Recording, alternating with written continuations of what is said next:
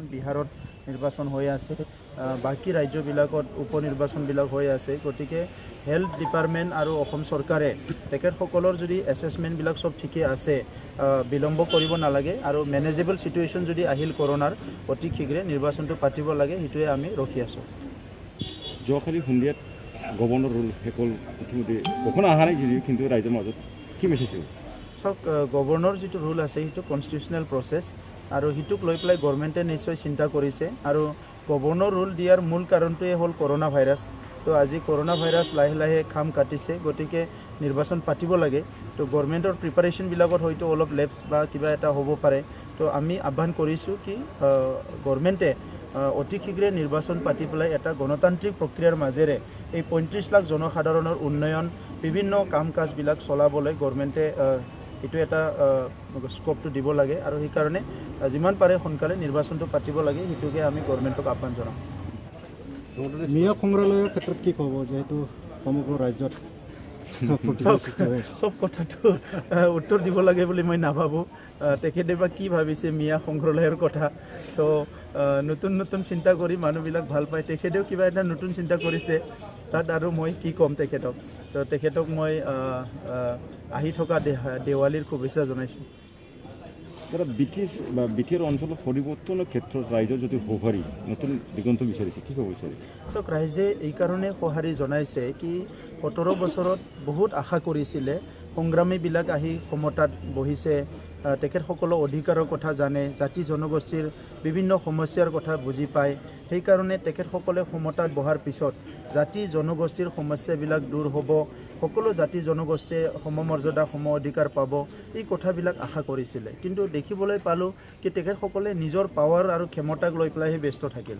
আৰু আনপিনেদি চন্দন ব্ৰহ্ম আৰু হাগ্ৰামা মহিলাৰী, এই দুইজনৰ যিটো যুঁজ আছে, শীতল যুদ্ধ, ইয়াৰ কাৰণে আজি BPF দলে ৰাইজৰ কাৰণে কাম কৰাটো বাদ দিয়ক, দলে মানে এতিয়া থাকিবনে নাই ইয়াৰ বহুত এটা অনিশ্চয়তা আহিছে।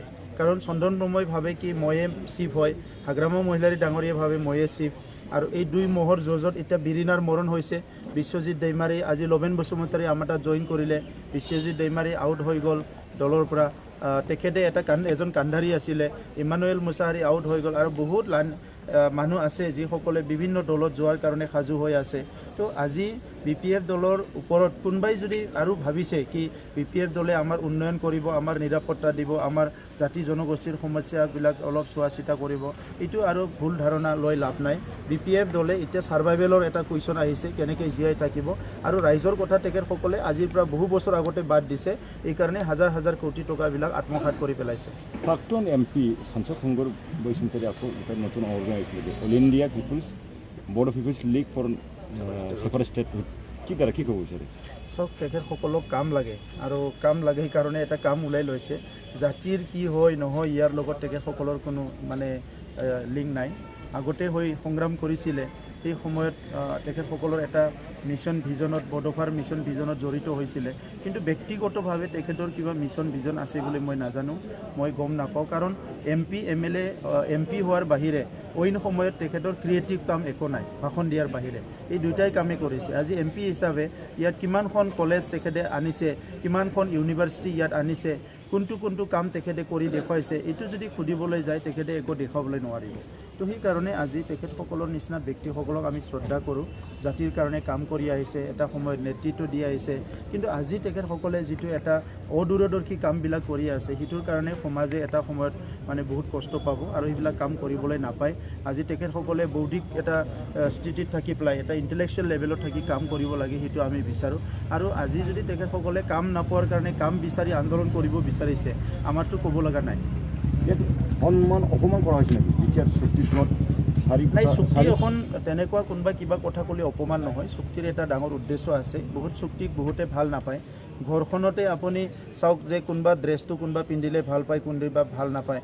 তো ইমান ডাঙৰ এটা কথা তেখেতসকলে আজি বুজি পোৱা নাই এইটো কি হৈছে। আৰু আজি BTR চুক্তিটো তেখেতে যিটো কৈছে, ইয়াতকৈতো BSc চুক্তিটো বহুত তলত আছিলে, BTR চুক্তিটোতো বহুত ওপৰত আছে। তো আজি সেইটো তল ওপৰ কৰি মই কথা পাতিবলৈ ভাল নাপাওঁ। কিন্তু কথাটো হৈছে কি, আজি তেখেতসকলে যিবিলাক ফল্ট ওলাই আছে, সেই ফল্টটো আজিৰ নহয়।